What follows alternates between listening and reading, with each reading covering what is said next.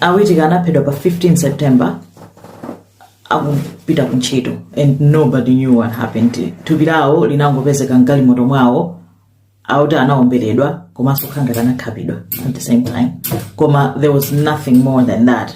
We've just been quiet kudikirira kunena kuti what's happened. Timve kunena kuti apolisi abwera nzota.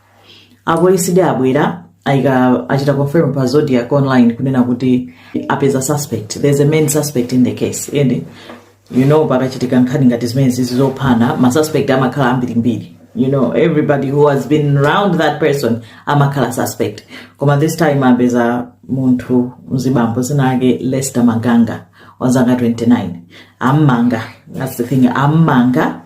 He's still a suspect because he's not been proven guilty yet. Unless ampeze kuti ngolakwa. Ndeti nina kuti ngolakwa.